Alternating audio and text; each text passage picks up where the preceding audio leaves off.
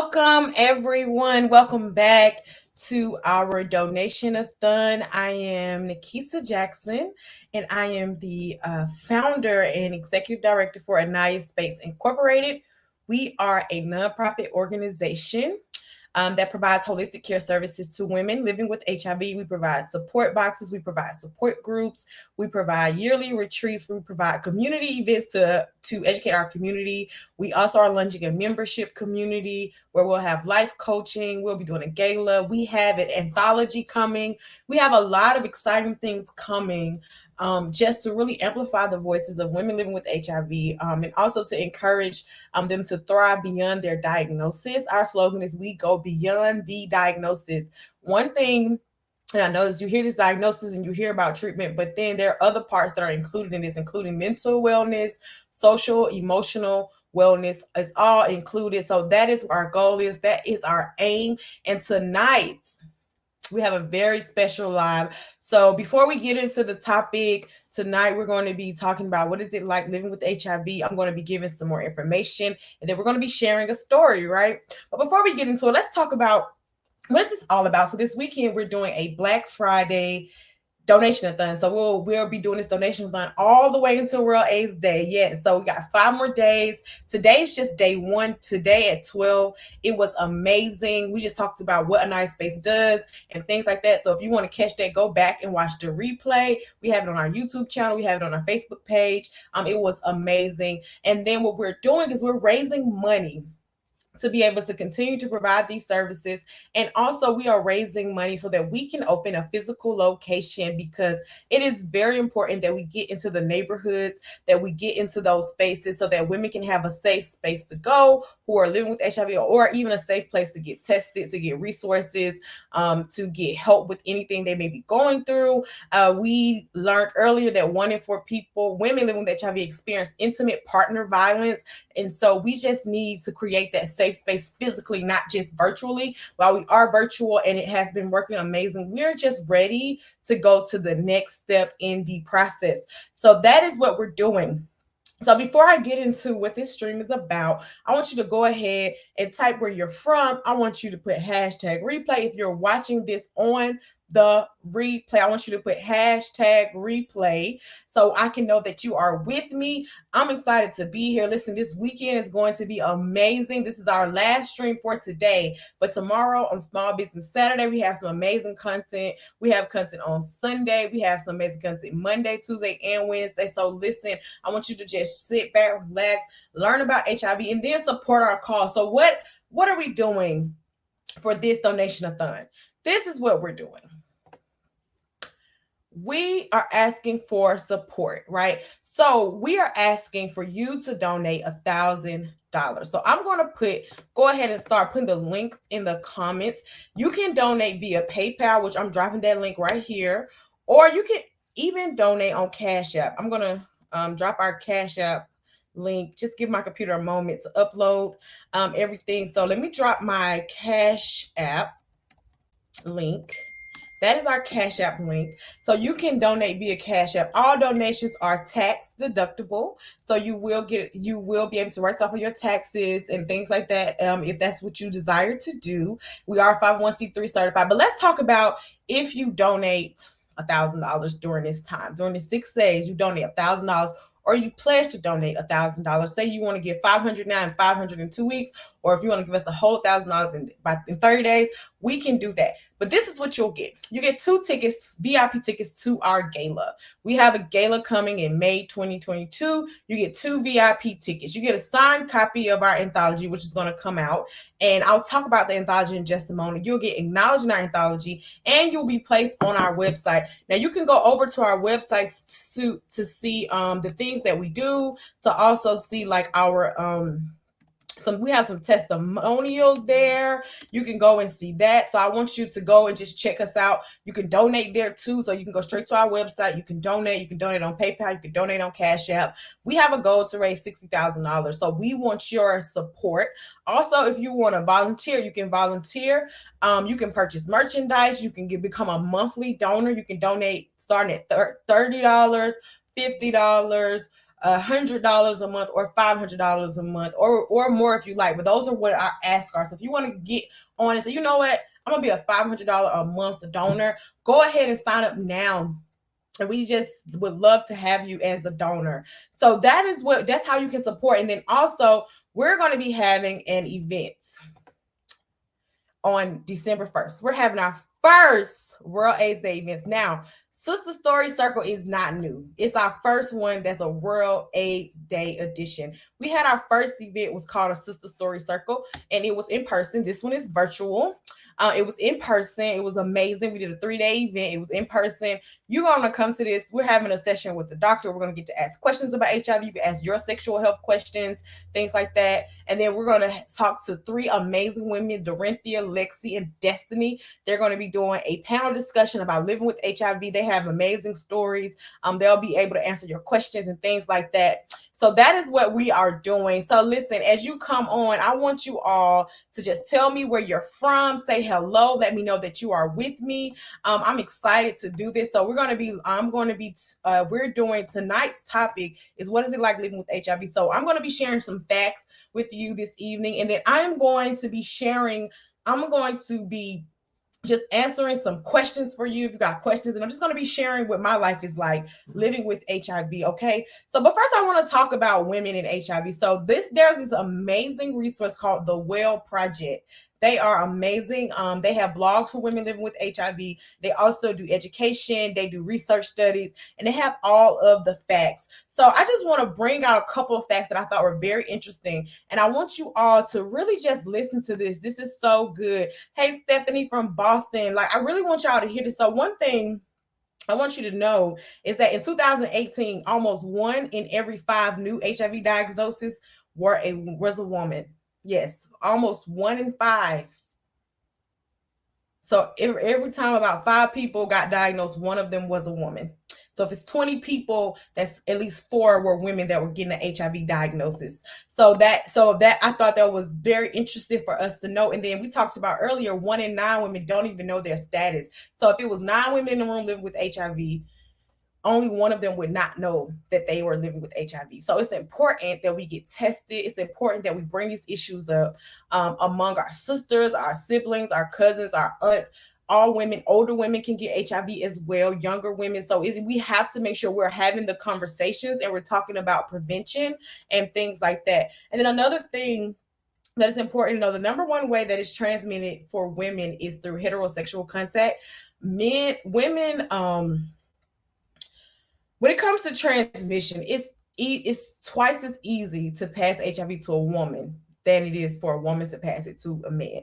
So this is why it's very important that we talk about protection. We talk about the different strategies of protection and talk about condom usage and things like that when it comes to having sex. Now, another thing is that it's different for women and men, believe it or not. They've done some research to show that there's a difference between women and men. Like, I know some, I'm like, really? It is. It shows that most women are often diagnosed while they're pregnant. Most women find out while they're pregnant, considering to become pregnant, or when they're hospitalized. So it's very important, even if you go in for your prenatal checks, that you're getting tested for HIV during prenatal visits and at delivery. That's the recommendation. You want to get tested because you do not have to transmit HIV to a baby. There's U equals U, which is for sex. Undetectable equals untransmittable, meaning that you can't pass HIV through sex if you are undetectable in your viral load. But it's also important that you take the HIV test before you deliver, because there are some strategies to prevent transmission from mother to baby. So the research around HIV has really changed a lot. It's changed a lot. But I want to kind of talk about the problems before I hop into my story, because I'm going to tell you my story. You may have heard it, you may not have. So I'm going to share my story with you all tonight. What they found at the Well Project is that women tend to be diagnosed later in diagnosis. So while men may catch it early, women tend to be diagnosed sometime later down the line. And they've discovered a few reasons why, which brings me back to our mission here at Anaya Space. limited access to healthcare, right? Due to the lack of insurance and or transportation. So there's limited access for women to receive the services that they need to get tested, to even get to the doctor to stay in care, and things like that. In unstable housing, not having good housing. So if you don't have stable housing, if you don't have a shelter, if you don't have somewhere to sleep, it's really hard to think about getting an HIV test. And it's really also hard to think about staying on treatment as well. Fear of violence in the home. Some women go through domestic violence. I said 1 in 4 women living with HIV experience intimate partner violence. That can be a barrier to getting access to the treatment that they need. Other responsibilities. When we as women, when there's an HIV diagnosis, our responsibilities do not get dropped, right? So we still have children, we still have spouses or dating, we got family members that depend on us. It's other things going on. So sometimes what happens is we can put our own personal health last instead of first because of all the different things that we have going on. So that could also be a barrier. So one thing about that, what we do at a nice space, we provide support groups that are private and confidential. We also have intimate gatherings that they can come to just get away, to take a break. You actually last year I opened up so people could bring like their children, and one of my goals is to even help provide childcare so more women can attend and things like that. We gave out self-care boxes through 2020 through 2021. We're going to change our theme and give out rest and relaxation boxes through 2022. So that's what we are going to do, because we want to encourage self-care, taking care of your mental wellness and staying in care. That's so important. And sometimes, to be honest, that can be hard when you have so many other things that you're going on. The stigma. There's stigma associated with HIV. So I think about me. So for example, I go to a doctor. I went to the doctor the other day, and the place I go, I had to get an Uber there, and it's a big old sign that say Aid Atlanta. Now, aid means like giving care and stuff like that, right? But people know what Atlanta does. So even if I wasn't there for HIV care, that could have been a barrier to me if I was not open with my status, or if I cared that much, right? That could have been a barrier to me to be seen going into a place with that name on the top.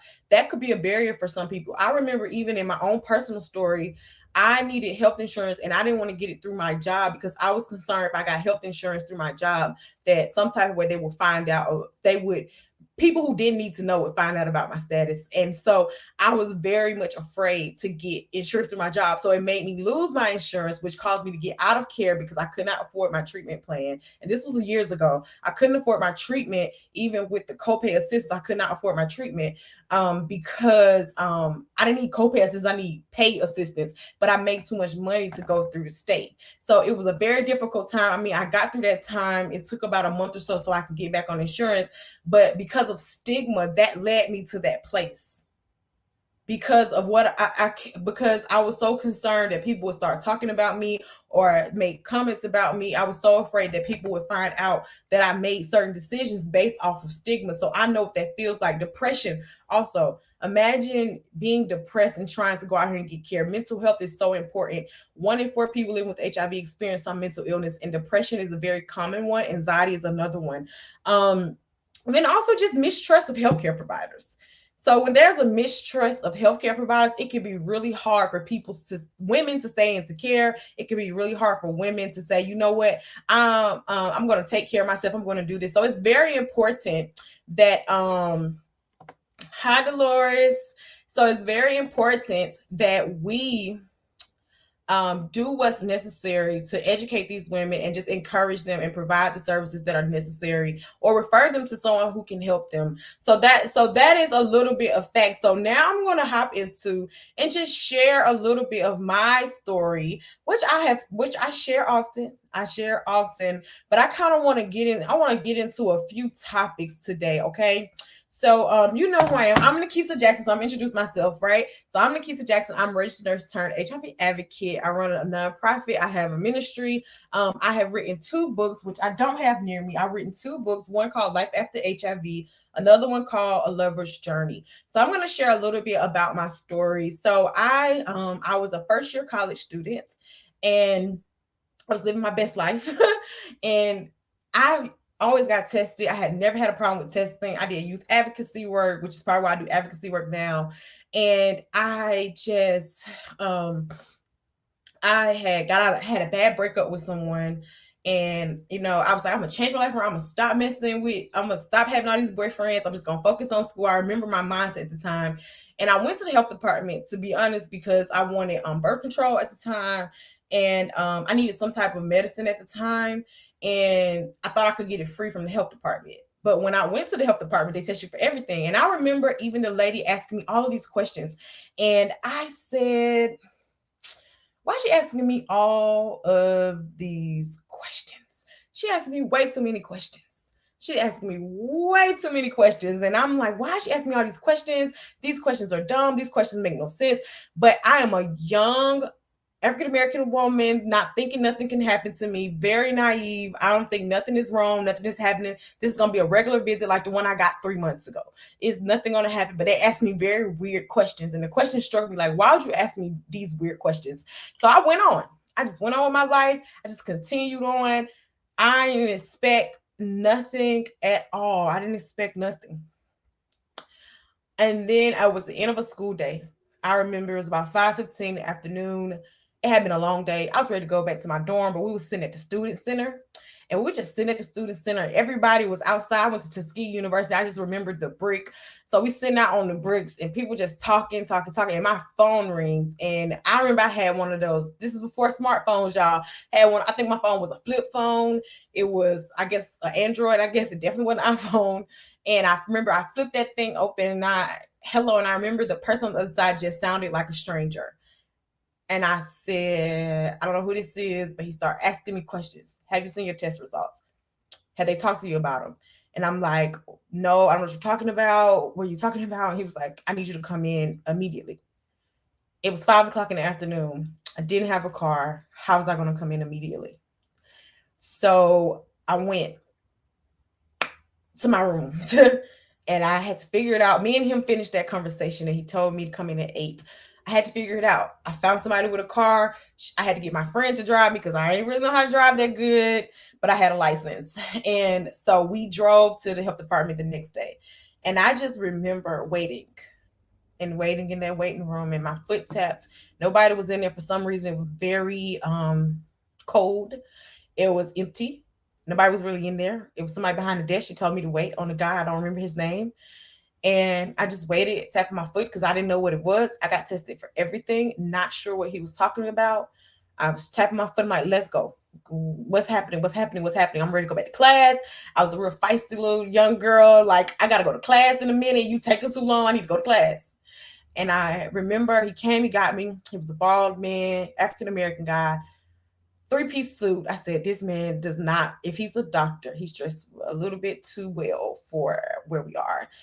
And he came out and he said, let's go to this room. So I went in this room and I just remember him having this stack of papers. He had a stack of papers in his hand. I'm sitting on a medical bed like I want to get an exam, but all my clothes are on. I remember I had on this little jacket because I used to love me a jacket back then. I got on this jacket, and I'm just sitting there with my nervous energy, like, what do you got to tell me? And he started reading test results, just reading them off, and everything's good. He's saying this is negative and that's negative, and then he has this pause that was not needed, in my opinion, and he says, your HIV results are positive.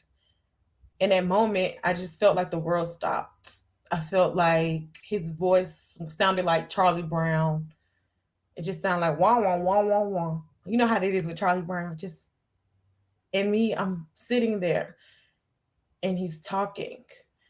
And the next thing I hear when I come to, he says, who have you had sex with in the last 10 years?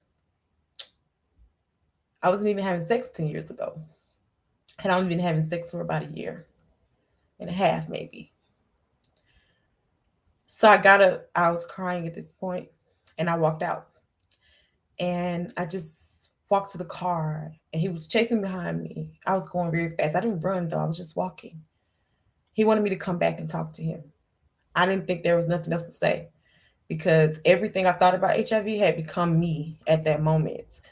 I thought life was over. I thought it was ruined. I thought nobody would ever want me. I'm tainted. I'll never get married. I'll never have children. I just started to say all these things, and I got to the car and my friend was there and she just hugged me and I cried and I cried. And he never finished his conversation with me, not on that day, maybe the next day. I came back maybe 3 times because it took that long for me to really sit and talk with him about my sexual health. It was a lot. And I remember just feeling like it was just me. Like who who I know at that age living with HIV. It was just me. So I had to figure it out. I remember doing a lot of research. I remember doing a lot of research, staying in the library all day, all night, printing out a whole bunch of stuff like I was doing a research project, but it was on myself. So it was life changing. It was life altering. But somehow, somewhere, somehow, I learned how to live, and I used the power of God. I was saved. I had gotten saved right before that, maybe 2 months before my diagnosis. I had just got saved. 3 months before I found out I had gotten saved. So I had a relationship with God, and I remember saying, God, this ain't right. You could have, like, this ain't right. This ain't fair. I had went through all of that, but some type of way I got through it. And when I got through it, I realized that I need to help other people get through it. So I would say being diagnosed with HIV, my biggest obstacle was having a supportive community of women who got it, of women who I could go to, and we don't have to talk about HIV necessarily. I can go and talk about how my husband get on my nerves. So I can go and we can talk about the weather. We can talk about what business I want to run. And it's not this elephant in the room, and I can talk about it. So when I say things like, but I want to do this in my business, but I'm really exhausted and I'm really tired, I won't be told I'm lazy, right? I won't be told that that's not a valid concern because they get it. Or if I say, dating is really hard, they'll understand what I mean when I say dating is really hard, because dating is hard on a general level, but it can be harder when you add in an HIV diagnosis. And I remember what it felt like to be dating, and then the fear of having to tell your story again, because sometimes it can be traumatizing to have to repeat yourself over and over, because now it's like I got to add this other thing, and because there's so much stigma, this person who might really like me could reject me, and I have to be prepared to handle my emotions for what may be a rejection, right? So it was missing. So that was my biggest obstacle I had to overcome. And what really helped me overcome was going to things like conferences and going to community events and finding support from afar, because I wasn't even ready to tell other people that were living with HIV my status. Most of my family didn't even know when I came out with the YouTube video, which was whew, 2017. This is when I came out with the video, which we you can look at that on YouTube at any time. And it was just a lot, right? And so that was an obstacle that I had to overcome. And so I created what I didn't see. So when I shared my story, I didn't expect to start a support group, but I did. I started a support group, and we're in transition right now. So we're transitioning some areas of our support group. But my biggest goal is to get it in person. Like, I want us to be able to do more support meetings in person. I want us to be able to do retreats in person and all kind of things. I know virtual was cool for these last 18 months, but I really want to get back to a place of being in person. So I really want to get back to being in person. So that is one of my goals. Hi, Talicia. So I really want to get back to being in person. We did do an in-person event this year, which was amazing, but I want to be able to do more of those. I want to be able to have our own space. I want to have a computer center for us to go. I want to be able to have in-person trainings and teachings, and then also be able to refer people out to different services. And I also want to be present in the community, because everybody's not online. That we service. We have a goal to reach 18-year-olds to 30-year-olds. Also, there are younger and older people who are diagnosed with HIV, and we do not turn them away, right? We do provide them support as well. So we just want to make sure that we're actually present in the actual community. So that's what I want to do. So, but before I get back into my story, I'm going to tell you a little bit more about my self-care and things like that. Because tonight we're talking about what is it like living with HIV. Because I know many of you see me, you see the work I do, but I do have a routine to keep me okay, to keep my mental wellness okay, my emotional wellness okay, and things like that. So, but what I want to share with you is I want y'all to know that we're doing a donation-a-thon, and we're asking people to donate $1,000 or more. You can give less. We do not turn any donations away. But if you donate $1,000 or more, you can get acknowledgement in our anthology that's coming out in 2022. 2 VIP tickets to our gala that's going to be in May, and a signed copy of the anthology. Plus, you'll get posted on our website, you'll get posted on our social media platforms, and you'll be able to speak about your business at our gala. You can also sign up to volunteer. You can become a monthly donor. You can cover a cost of a woman living with HIV to be in our anthology project. You can cover the cost of a support box. You can purchase merchandise. Listen, they all matter, but that special is only if you donate $1,000 or more. But you say, you know what, I don't have $1,000, but I can give you 500. I can give 200. I can give $50. I can give 100. Whatever you can give, please give it because it all matters. Or you want to purchase merchandise, we have t-shirts, we have hoodies, we have, I'm supposed to show my cup. I'll show my cup in just a moment. We have a lot of different merchandise you can go over and purchase. I'll drop that link below. And then also I wanted to remind you that we have a live event in person. I mean, not in person, I wish it was in person. It is virtual on December 1st. You can go ahead and register. We're going to have some amazing speakers. They're going to be educated about HIV. Then we have a doctor coming as well. So just make sure that you register for those. That's going to be on December 1st and things like that. So let me show you this cup. So I have this cup. Oh, can you see it? Okay, so that is the logo, and it says creating sisterhood, a nice space. So you can get this mug. I believe it's $15 on our site. I actually got juice in there. I'll drop the link to our site so you can go ahead and purchase. We have a black cup, a pink cup, and a white cup. We have more than that cup. That's the cup that I have because I like pink, right? So you can purchase there. All profits are donation. So any profit that we get from the purchase of that merchandise is a donation. So if you want to get some merchandise on this Black Friday, I know that people are shopping a lot, or you can just give a donation because all of it count. So I want to talk about the anthology project. So we are launching. Yes, definitely. The link is above, Stephanie. You can get you one. They are that mug, I believe, is $15. Let me just double check. This is right here on my screen. Yeah, it's $15 and it's available in black and it says creating sisterhood as well. So you can definitely go and purchase that. So I would love your support. You can purchase that right now to come straight to your house. And so we're doing an anthology project where we are looking for 10 women living with HIV to share their stories. We're gonna have a virtual book lunch. We'll have a PR campaign. It's gonna be a professionally edited book, a professional copy. We'll be selling the books for a fundraiser. So all book sales, that's another stream of income. Because as a nonprofit, you have to have streams of income. So our anthology, when we get it, it will be a stream of income for a nice space. But the authors will have the opportunity to get copies in bulk at wholesale to sell for themselves, so they can have their own stream of income as well. So that is what it is for. The anthology project we're planning to have it done by spring before our gala. Would love to have copies at our gala in May. And the cost to participate is $2,000. So if you want to sponsor a woman, those $1,000 you give can help. It's half of a sponsorship. If you want to sponsor a whole $2,000, you can. Or if you want to start a payment plan for a woman, I have 2 women right now who are looking to be sponsored to be a part of the anthology. That's what I have so far. So I actually have a woman to match the donation if you want to do that. That's what the anthology project is. But like I said, for Black Friday, our ask is $1,000. So let's get back into my story. So I talked about my story. Now I want to tell you, because tonight we're talking about what is it like living with HIV. So I want to talk about my self-care and mental wellness, because self-care is just so important and mental health is so important. So I want to talk about my mental wellness first. So if you know me, you know I do a lot. I run a nonprofit, I run a ministry. I do prophetic planning for your day. Shout out to my Kingdom Cousins. I do prophetic planning for your day every morning. And I do a hosting, and on top of it, I'm still a wife. I'm still a mother. I still got a life outside of social media world, believe it or not. And I still have a relationship. I have a lot that I do. So one thing that I do for mental wellness is what I want to suggest to you all is I check in with myself a lot. So I check in and say, hey, Nikisa, have you been going to the doctor? Listen, doctor appointments are important. You're going to the dentist. Have you seen a therapist lately?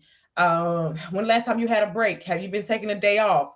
Like I check in with myself, and if I need a break, I will take a break, even if the break is a couple hours. So say, like for example, today's a good example. I know that I'm going live all weekend, 2 times a day most days, 12 and 6 most days.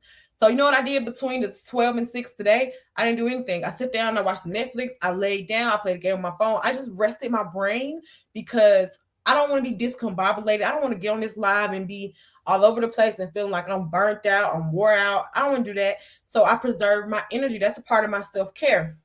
And after this donation-a-thon, and then I got something in the next week, I'm probably going to take a little bit of a break. I'm probably going to find some type of way to do something for my mental health, do something. Maybe I go out of town or something. I'm not saying that's what I'm actually going to do, but I am going to draw away for a while so that I can refuel. So that's very important to me. Another thing that I do for my self care, I try to get a good sleep routine in. I do monitor my screen time. So I put my phone on do not disturb all the time. I put my phone on downtime all the time because I have to be away from the screen so I can refuel and have those moments of rest, those moments of refueling. I try to do things that I love. I love reading. I try to get in reading every night. Actually, that's something that I like to do. So, what is the thing that you like to do that could help you with your self care? And then sometimes I spend days with myself. Now, this is days that I love, but usually, and I have to do better because I ain't perfect now.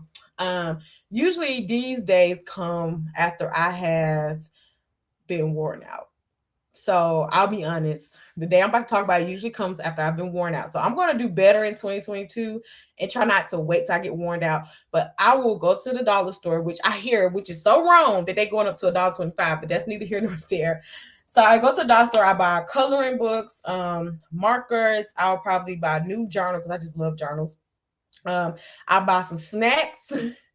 I'll come home, put my phone do not disturb, order me some food. I color in them coloring books. I read a book. I watch Netflix, and I roll up on the couch. Usually, I don't even go sit in my bed. I roll up on the couch under some cover and just enjoy myself and doing something I love. Adult coloring books relax me. Reading books, I love them. I always buying books, so I usually sit down and read a few books. And then I eat some good food that I love. I gotta do better with my eating. That's a part of self care too. So I don't know. The next time I have one, I'm gonna have to find some healthy, find a healthy way to make some wings, healthier way.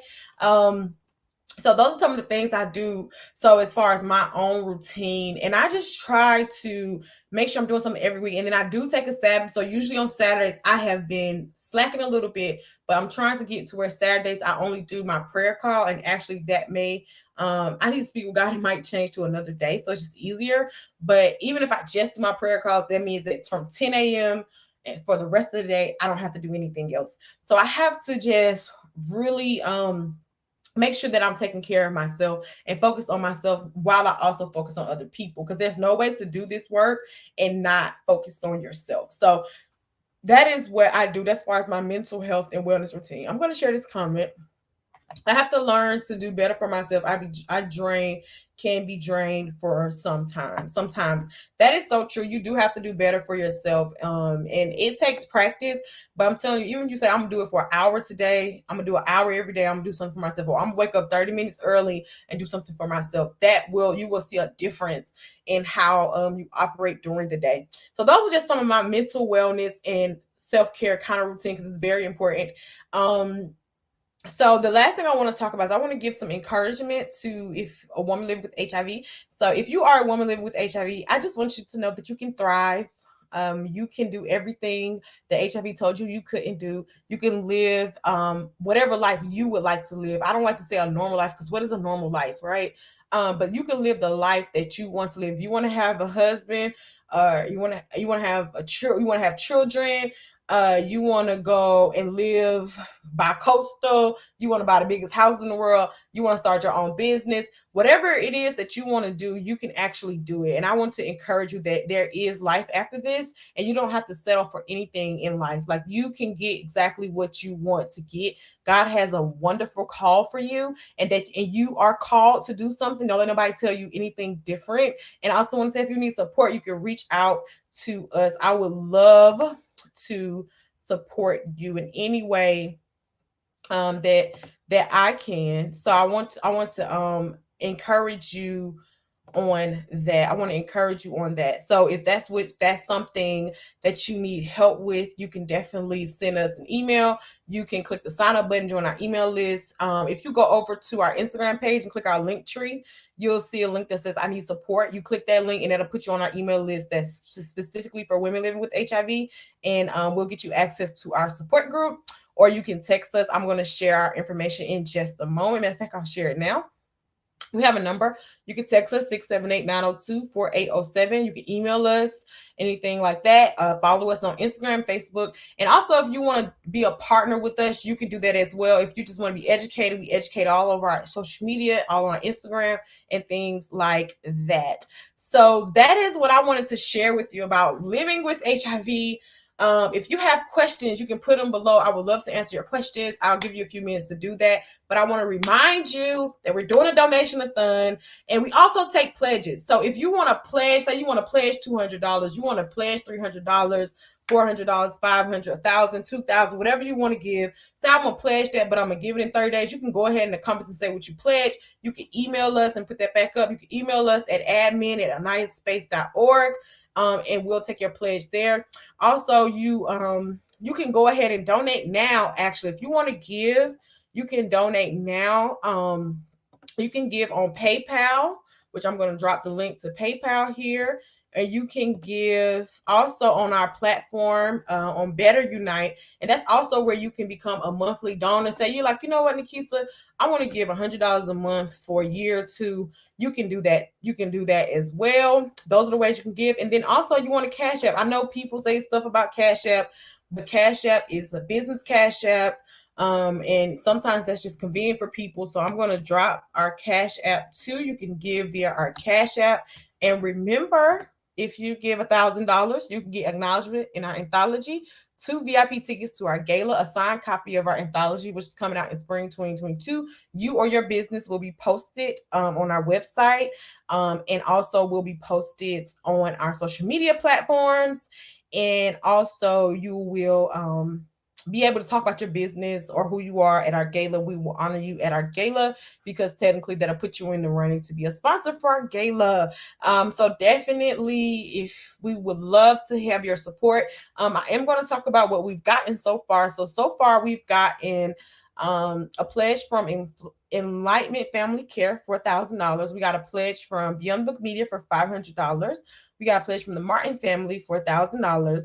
We got a pledge from Ladora for $1,000. And we have gotten a $5 donation on Facebook. We got a $20 donation on Eventbrite. And that's all I have so far. So we would love to include your name on that list. We would love to have your donation. So if you're watching this on a replay, hashtag replay. If you're pledging, you can go ahead and comment your pledge, or you can go ahead and click any of those links and start giving. And then when I live stream again tomorrow, thank you so much, Dolores. Thank you. Thank you. When I go live again tomorrow, I'll give you an update on who has donated. But I also want to share with you one more thing before you get off of here, before you leave me, and I'll let you have your night. We'll be live again tomorrow at 12 o'clock. Tomorrow, we're going to talk about mission-based small businesses. Tomorrow is Small Business Saturday. So at 12, I'm going to do a teaching on how you can support mission-based small businesses. And then at 6 o'clock, we have Destiny coming. She's going to talk about her mission-based small business. She is a HIV advocate, but she also runs a mission-based small business that's not a not-for-profit. I believe that soon she will be starting one, but right now she doesn't. But she runs a mission-based for-profit business. I think we should come and celebrate her and support her this Black Friday weekend as well, because my work is not just about Aniyah Space and me. It's about the women that we serve, and in any way we can support those women, not just me, support their business, encourage them and the things that they do, that would be helpful. So that's why I want to highlight her. She's also going to be a speaker at our event on December the 1st at 8 o'clock. She's one of the panelists. So you get to hear a little bit about what she does, but she's really going to go in on December 1st. She spoke for us last May. Everybody loved her. She's a phenomenal speaker. She has an amazing story. And I don't think you want to miss this. So that's what we're going to do Saturday. Sunday, we're going to do some more education. And then Monday, Cyber Monday, listen, the donors are coming in the house. So I'm going to have some donors come and share why they give to Aniyah Space. And we're going to talk about why you should give. And then Monday night, y'all, we're doing a special entertainment live. So it's going to be, we're not going to be doing an education thing. I'm going to do a monologue part 1, because I'm going to do part 2 on our event December 1st, believe it or not. So you come hear me. We have somebody coming to do poetry. live for us. So we're gonna do that Monday evening because it should be a relaxed Monday evening. I know people may go back to work Monday, and we just want to have some cyber fun on Cyber Monday. We'll play some games, so you definitely want to make sure you come for that. And just join us all weekend. Share this out. Subscribe to our YouTube channel if you're on YouTube. If you're on Facebook, share this with a friend. If my story was encouraging to you, if you feel like there's somebody that needs to hear my story, definitely share. If you know it's somebody that could donate, if you are connected to an organization, a church, a children, a group of women, a group of men who would like to donate, definitely share this with them because everything counts. So don't count yourself out if you don't have $1,000 to give. Like if you know I got $200, let me give this. I promise you, it all counts. It all helps us do the work that we are doing. So I want to encourage you to make sure you give. And I'm going to share this one more time. I want to encourage you to support us. I'm going to encourage you. You can become a monthly donor. You can support a woman living with HIV to be an anthology. You can cover the cost of a support box, which is $75. You can purchase merchandise. We got merchandise as cheap as $15. So whatever you can do, we would really appreciate it. I just thank you for watching me live. Thank you for watching this replay. And I hope y'all have a great night. And I will be with you again tomorrow at 12 p.m. Eastern Standard Time. Have an amazing evening.